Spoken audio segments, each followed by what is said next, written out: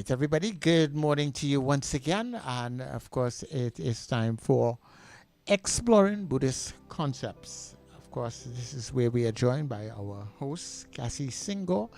Cassie, good morning to you, my friend. How are you? Okay. I'm fine, thank you, Sir Charles. Good morning to you too.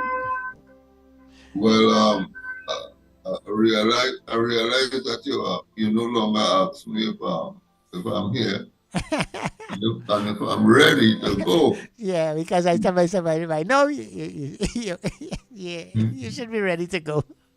Yeah, because you realize that I am always here, present, Yes, well prepared. Well, I'd like to say come well prepared. I think you're well prepared. Because this morning when I woke up, I was well prepared. I wasn't even prepared. I'm off for well. Wow, wow. You understand? Yeah. Yeah, because even though I'm a retiree, I I took leave. I took leave day Uh-huh. before, and that leave was so nice that I decided to take a second day leave, which I did yesterday, Okay. and I went out. You know, Yes. not on a pleasure ride or any such thing. Um, the business to be done. So I went out. But the day before, I was indoors and I really enjoyed it. And what did I take leave from? I took leave from writing and reading and editing uh, my poetry, you know, and other stuff like that. So the last 2 days, that's how they went. Yeah. But I have a question for you, Sir Charles. Um, have you changed? In a lot of ways, I think I have, and I think I am still doing that. Yeah. And have you observed any resistance to change?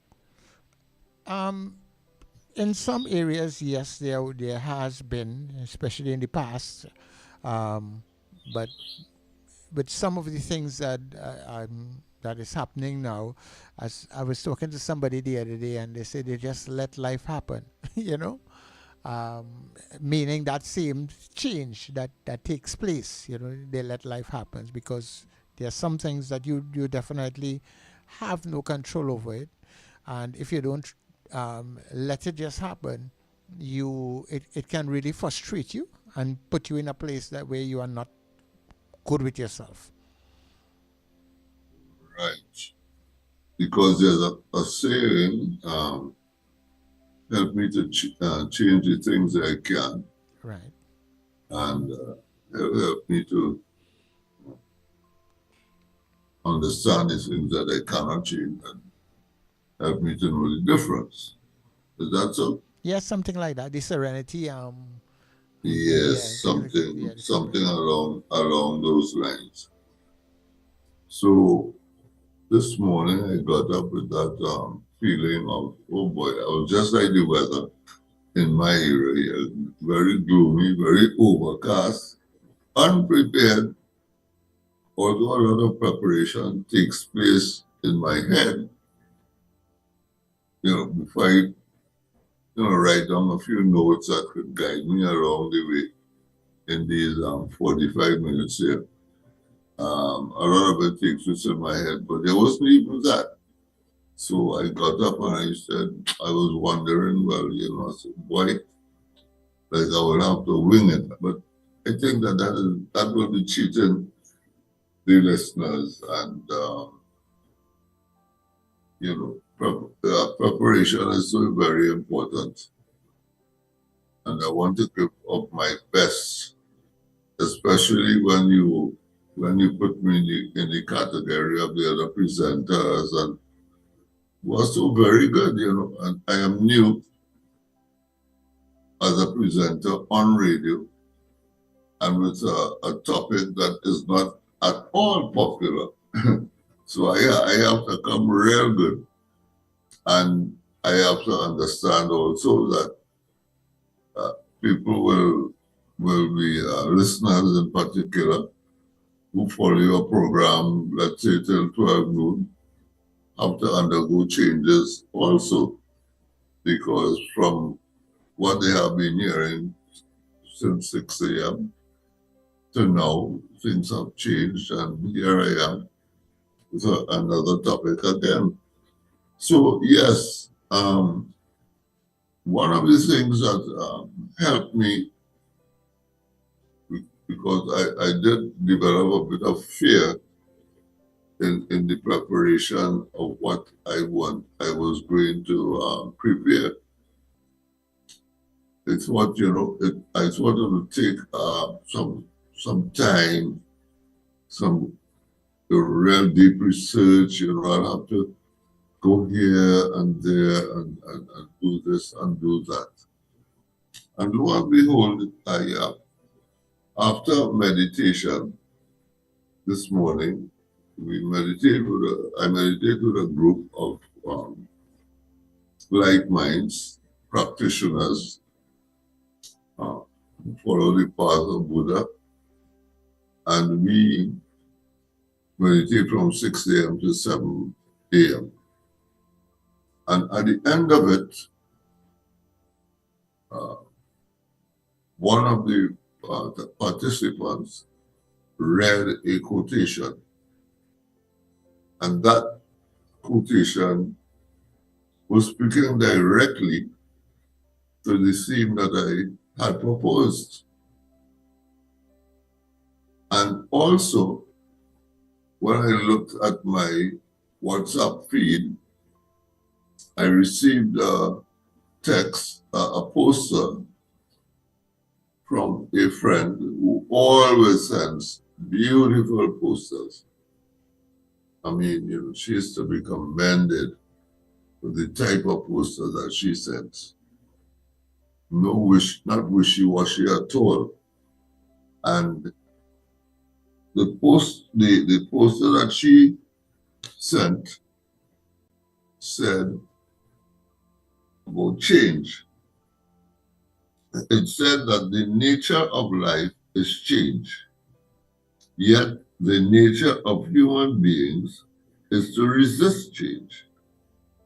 And how ironic the difficult time we fear might ruin us are the very ones that can break us open and help us blossom into who we were meant to be. So what that poster is saying, although the part about our human nature is to resist change. That isn't too accurate, but nevertheless, uh, you get the gist. Because in your answer to my question, there is resistance. But that is really not our nature. But that aside, the overall tenor of the poster is a beautiful one. Where the very things that we are resisting, that we do not want to change, can change us if we accept them and look at them properly. Those things that we resist can really help us to blossom and open us up, as the poster says, can open us up uh, into who we were meant to be. And to my mind, that takes some doing. Now, the sender of that poster is not Buddhist or anything, but the fact of the matter is that, a lot of people recognize that fact, that if you accept the things that you cannot change, there is a possibility that those very things that you cannot change And in the case of the post, I was saying that you are that the irony that in the post, as the poster said, is that the things that you are resisting can open us up to blossom into who we were meant to be. And later on, before the program ends, I will read something else by a master who, not so much that he resisted change, but I'll tell you more about him later down the road when we get a chance. Now, the theme that I propose to deal with today, let me ask you another question, Sir Charles. And if there are listeners out there, I know that Jabari might be there, I know Cirilla might be there, I know there are others who might be listening up. Maybe Osondu, quite a number of friends of mine have listened in the past and maybe listening today. I do not know. But let me just open this the question and out a bit to say that the theme that I propose for today is the concept that, because remember our overall name is exploring Buddhist concepts. The concept that I wanted to open us to today is the concept of realms. And as you know, in Christianity, there is hell, there is heaven, and there is purgatory. And there is someone, according to Christianity, above and beyond, to use your term, Sir Charles, who is looking down and is going to decide at some time where we go based on our behavior. I don't mean to be facetious here, but it's also a quality given to Santa Claus. Where whether you are good or naughty, you get your reward or your punishment based on the fact of your behavior. So behavior has a lot to do with these realms. And I'm going to hopefully tie these realms into the question of change. So you're invited to interrupt, ask questions, make comments while I continue. These realms, according to Buddhism now, there are 6 realms. 6 realms. I mentioned 3, what you might call realms in Christianity, hell, heaven, purgatory. But in Buddhism, there are 6 realms. And these realms, beginning with the bottom realm, the lowest of realms, is called the hell realm. Above that, there is what Buddhism calls the hungry ghost realm. Then above that one is the animal realm. Then above that one too, there is the human realm. And then going up further now, these are, you can say the human realm is like sort of in the middle if you want to. And then the last 2, which are higher realms, as opposed to the lower realms like I mentioned earlier. The higher realms are what they call demigod, I think. Demigod realm, and then God realm. Right. So you have these 6, which I will repeat. You have the hell realm, the hungry ghost realm, the animal realm, the human realm, the demigod, and the God realm. Those are the six realms in Buddhism. And it will take us, as usual, many programs like this one, many 45 minutes, to explain these realms, to go through them, and even better yet, to practice them. Now, that might sound funny. What is there to practice about these realms? But I'll tell you this, that these realms, although in Buddhism, they do point to actual places where there are inhabitants. They also point to characters in us as human beings. As you know, you can tell a person that they behave in hellish. In the ambiguous realm, let me go to certain texts. So rather than I telling you and have to repeat it, let some of the texts tell you about these realms. Let's begin with the hell realm. Beings are born in the hell realm as the result of hatred, anger, and aggression toward other beings, in which they saw others as mortal enemies and tried to kill them in any way they could.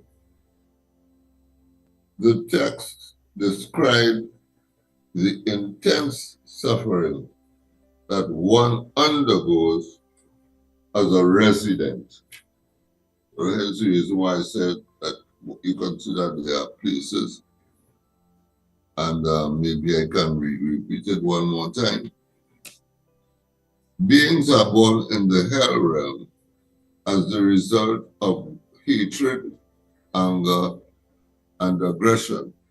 Let me just say in passing that middle one there, anger, if we can keep that in the back of the mind to an extent while listening to today's program, that there is anger in school violence, anger in domestic violence, anger in community violence, anger in internecine warfare, anger in world wars, etc., etc. People are angry about this, that, and the other. And that's what anger does, as described here. Beings are born in the hell realm as the result of hatred. And what the book enemy? I won't go there yet. As a result of hatred, anger, and aggression toward other beings in which these beings, who are inhabitants of the hell realm, they saw others as mortal enemies and tried to kill them in any way they would.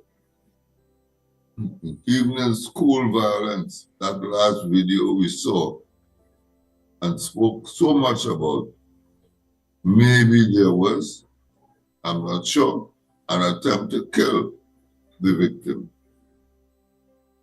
Sometimes the kinds of weapons that these children wield are weapons that can kill you. You know. Anyway,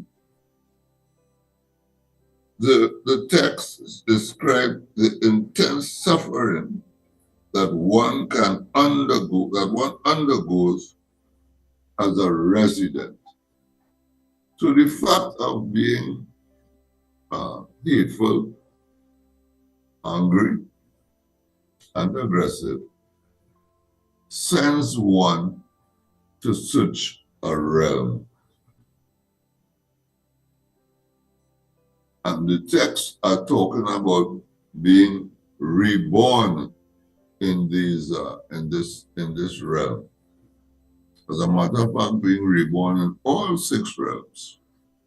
So that which means that after death, we can go to those realms. Buddhism says that what we go with is called a karmic stream. We don't go dressed as we are because our bodies, we have died in, so that there's no body, physical body to talk about. But our karmic stream, which contains a lot of hatred, a lot of anger, and a lot of aggression, is what travels on. And it is those things, hatred, anger, aggression, that move on and will one day be reborn into another body. Now, the hungry ghost realm is not one that we commonly hear about. And within Buddhism, the hungry ghost realm, one is said to be born in the hungry ghost realm as a result of stinginess and lack of generosity to others. Hence the word hungry ghost. So here it is that the inhabitants of the hungry ghost realm are those who have been stingy in their lives, who have lacked generosity, kind-heartedness, if you want to go stretch it out a bit. And therefore they land up in the hungry ghost realm. One of the pictures that is used to portray the hungry ghost realm, I'm calling up on memory here, is where the inhabitants have long spoons. Let us imagine the inhabitants sitting around the table with long spoons. And they're in the hungry ghost realm. And they're trying their best to eat this food. Remember, they are stingy and lack generosity. So they are feeding themselves, but they cannot get these spoons into their mouths. Drawings of hungry ghosts show them with very thin throats and large heads, because they cannot get anything down those throats at all. But here they are sitting around the table with long spoons, and they cannot get to eat because they want to shove the contents of the spoon into their mouths and cannot do so. So let's take in that picture for a bit as I proceed along the way. Now, the other realm, the realm above of the ghost realm, is the animal realm. And as you know, a lot of us human beings are called by animal names. Some of us are called lions, some of us are called hens, some of us are called dogs, and sometimes I joke with myself as to, well, dog is man's best friend, so we have a brethren, call another brethren dog.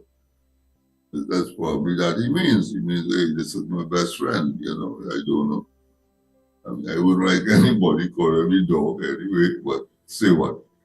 You really don't know what might be in the heart of some people, and people call other people, human beings call other human beings by animal names. Some people call other people birdies, birdies, depending on how they might look or talk or what have you, what certain characters they might display. some people call other people the more how to say the other word for donkey then, which sometimes crops up on your program, so Charles, where people are tempted to use the other words and have to restrict themselves to using the word donkey. So as human beings, we are called many a time by animal names. And the texts say that the animal realm mentality is marked by or characterized by dullness, stupidity, and delusion. To repeat,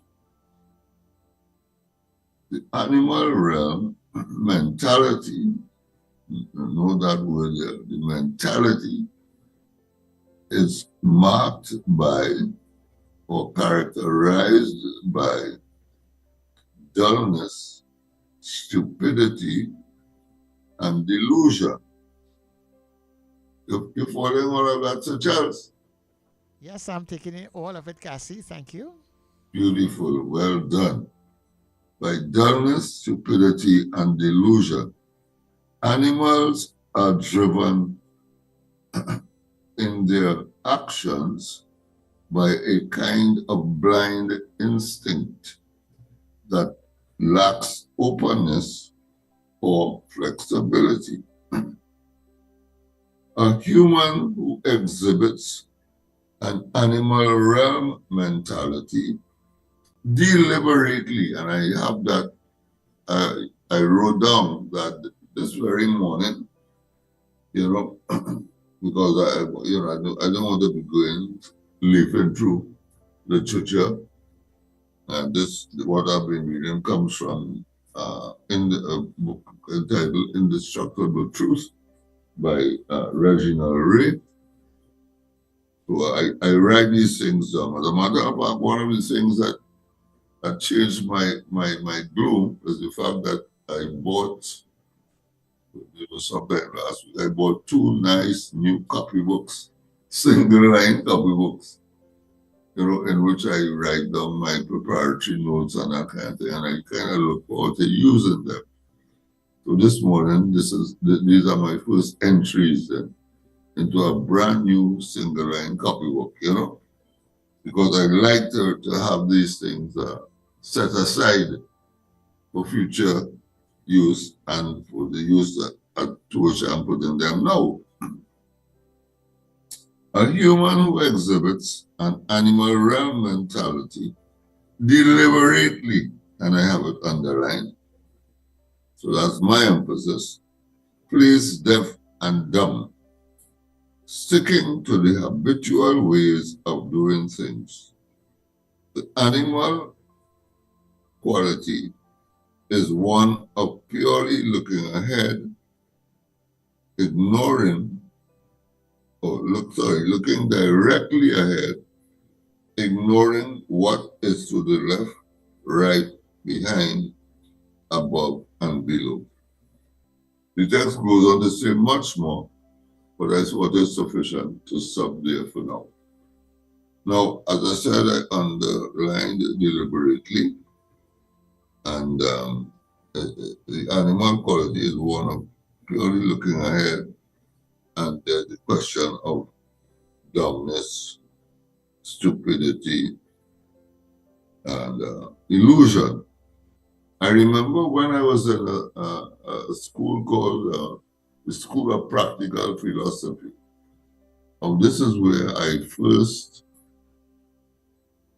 let me see, yeah, I could say that, yeah. First meditated, that was a very good school, mind you. It is a very good school because it's still in existence. The School of Practical Philosophy. It is still in existence. It is a very good school. It gave me an excellent foundation for where I am today. And as you know, foundations are very important. Discipline, um, I mean, all of what this I'm saying leads to, well, why aren't you still there kind of thing.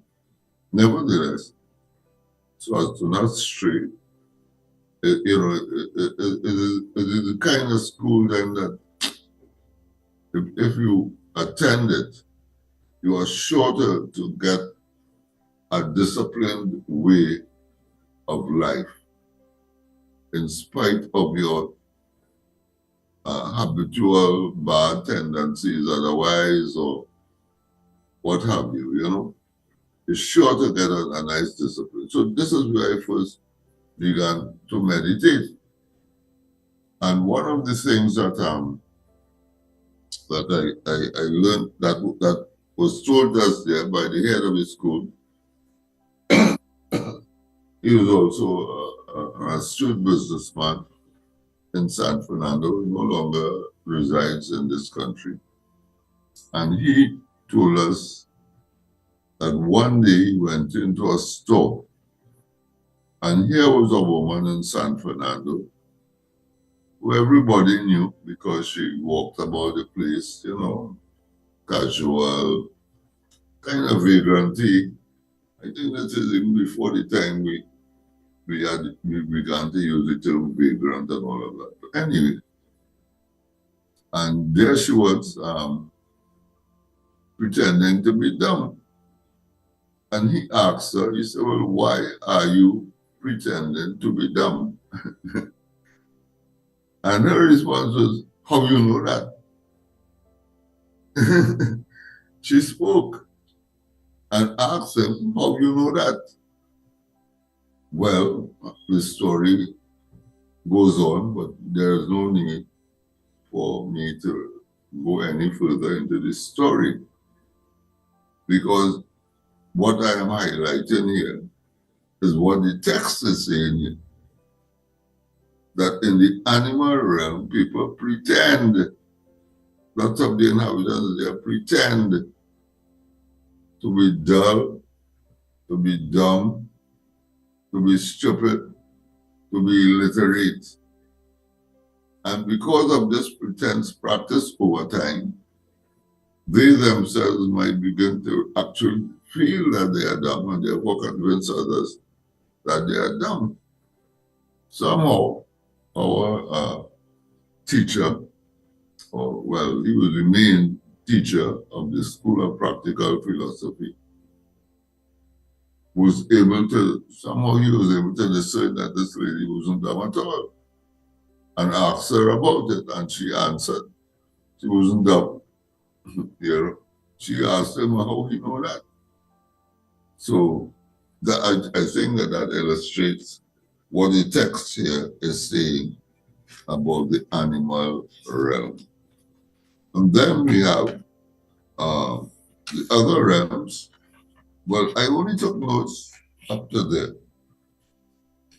But then there's the human realm, which I am sure when I take the notes will tell us about desire, because the human realm is marked by desire, our desire for more and more, our wanting, our either getting, not getting what we want, getting what we don't want, etc., etc., which produces, depending on the intensity, would produce the things that we just mentioned, could produce hatred, anger, aggression. Keep in mind school violence,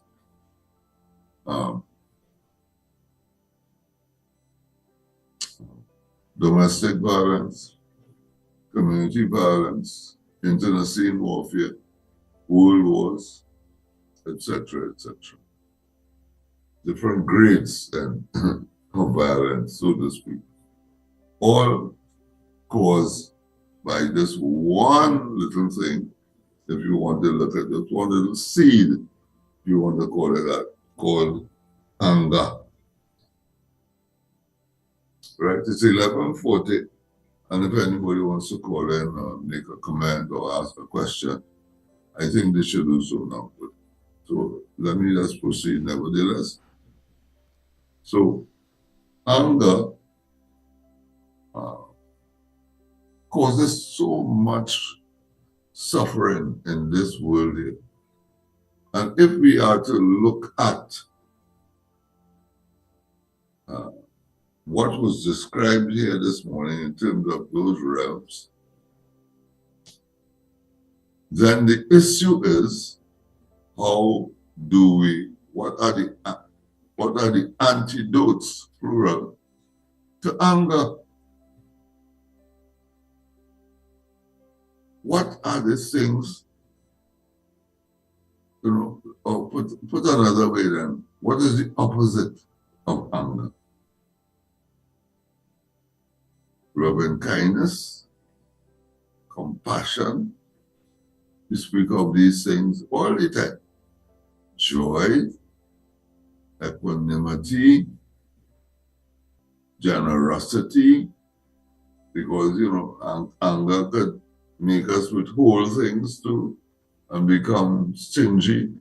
You want to punish them as a result of anger, so you're not there withholding this and that. You want to punish. So that seed of anger itself, if you look at it as a seed, we can kill it before it grows, maybe, or we can watch it grow to a certain extent and then uproot it. The more it takes hold, of course, the harder it becomes to uproot. The harder it takes. The more it takes and the more difficult it becomes to remove it.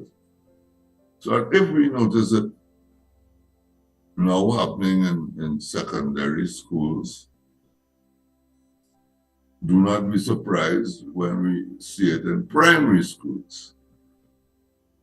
That might sound, well, oh, nah, man, these little children, them are doing that.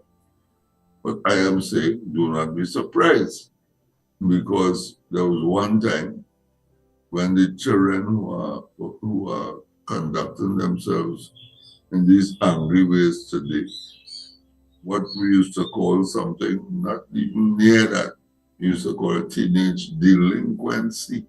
If we remember, well, people my age would know about that.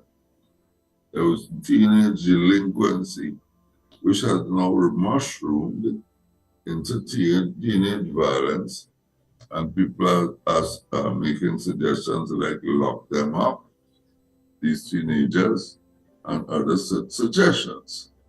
Who would have thought that in, let's say, 1960 or even 1970? Who would have thought that such recommendations would be made about our society's children between the ages of 13 and 18 and 19, for instance, But here we are. So these realms that I described this morning here show us, without being extravagant, show us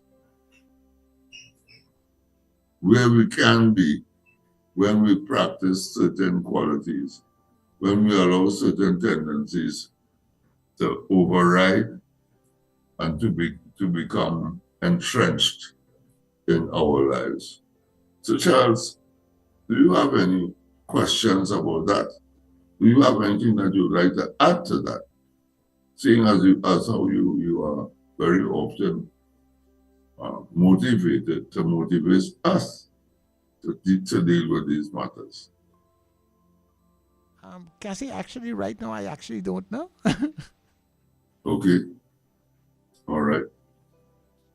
So all right. So let me just simply continue then, because there are many programs on the radio that I listen to that try to attend to these matters, to discuss the TTPS, the various groups are there. Of course, the politicians are there, all making attempts to deal with school violence and domestic violence and so on and so forth. And I wonder if they see anger as a root cause, or if they are skirting around it in terms of these children, their parents, the teachers, setting up one against the other. It's the teacher's fault, it's the parents' fault, it's this one fault, is what they see on the cell phone, is what they hear in the music, etc., etc. Of course, any and all of these things contribute towards nurturing the seed, but the seed is already there. And if the seed is there, we need to find a way or antidotes to deal with the seed. So when I asked at the beginning, Sir Charles, about you and change and resisting and so on, have you found or have you observed? This is my last question on today's program. Have you observed groups or individuals who are attending or who claim to be attending or who are truly attending to that seed called anger? From what you have, from your general observation. As in, well, no, I actually can't say that I have, because I find people in general these days seem to be more easily angered than I have noticed in the past, and when they do, they are more prepared now to act upon their anger, whereas people in the past would have just gotten angry. Some people would have been able to walk away with that anger. People are more confrontational with it. Yeah, that's right. It's a sad situation. People used to walk away. What do you think would cause people to walk away? Um, I think it all depends on self and one searching self. Somebody who is able to pause and think. Um, Somebody who, even when maybe in the right, can look at it and say, look, this isn't worth it. I'm not going to be drawn into this. And people who tend to think in that direction are the ones who are able to walk away. So I guess it will come down to self-control and discipline. Yeah, I totally agree with that. Our monk, our teacher, who came down here and started others like myself off in the Buddhist tradition, passed away on Sunday.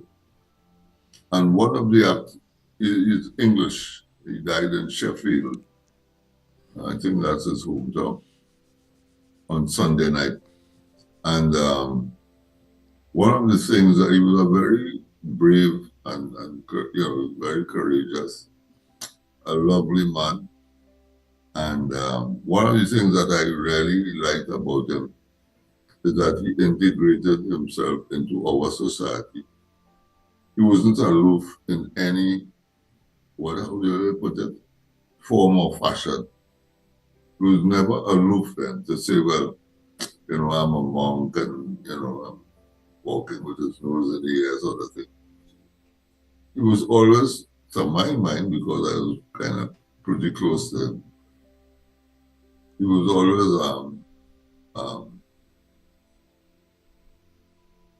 he integrated himself into our society then, into Trinidad and Tobago society. He had a library card, he had a clinic card, he used to ride about, sometimes drive about, but he lived in Cascade for many years. Well, not through the year, he would go and come because he had to attend to practitioners in Antigua, and then he would go back to England and so on. He was never here for carnival. He didn't want to stay here for carnival. And so that he, in his capacity as a monk, used to integrate himself into society. And one of the things that he used to do was to visit the prison. And yesterday we were talking about him. We were like celebrating his life then on Zoom. And he had two men who used to visit the prison with him. And one spoke yesterday of the fact of him going to the prison and being bouncing up resistance, And the person who spoke yesterday about him, his name was Rinchen. When he spoke about Rinchen, he said that never fazed Rinchen at all. You could do what you want, feel how you want, and he ain't vex with you.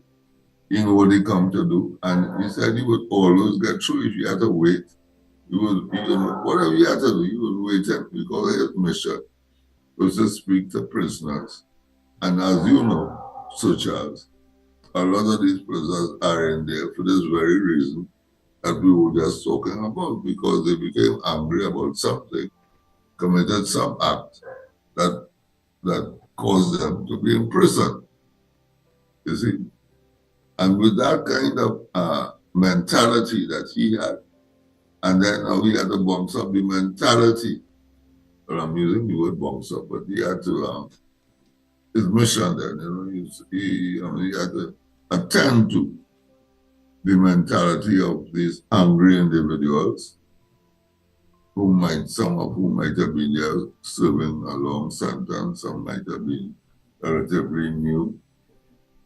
And he did that while he was here, not only in Trinidad, but he did that in other parts of the world too.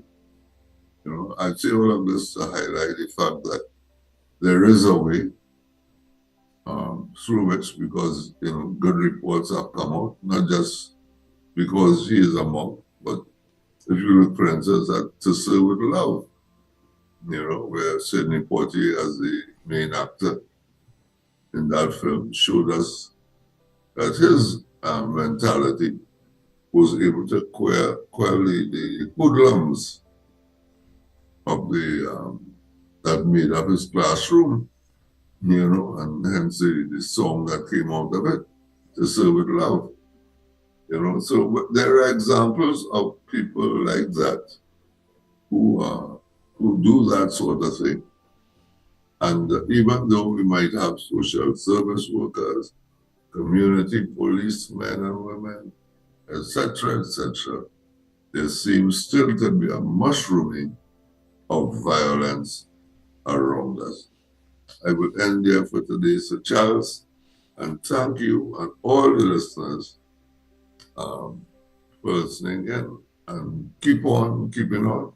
Remember to like and subscribe, and let us help Sir Charles to reach the goal that he wants to reach. And wish that his successes continue to grow and grow, because in so doing, our own successes will continue to grow and grow without us having to raise a finger. Believe you me. So have a good day, Sir Charles. I'll continue to listen to your program, mainly until noon, because after lunch I normally do something else. So all the best to you, Sir Charles, until we meet on this program next Thursday. Oh no, next Thursday is a holiday, is it? Yeah, I think so. I think next week. So it will So there probably be wouldn't be the a week program. after. Am I Yeah. correct? Yeah. So we won't have a program on the holidays. Right. So then we'll meet on the 26th then of Somewhere June. around that time. Yeah, the Tuesday 26th. Next Tuesday the 19th. Today is the 12th. Yes. 12 and 7, 19, 19 and 7, 26. Thank you, Sir Charles. Thank you very much, Cassie. And this has been Exploring Buddhist Concepts. May I be filled with loving kindness. May I be well. May I be peaceful and at ease. May I be happy. May you be filled with loving kindness. May you be well. May you be peaceful and at ease. May you be happy. May we be filled with loving kindness. May we be well. May we be peaceful and at ease.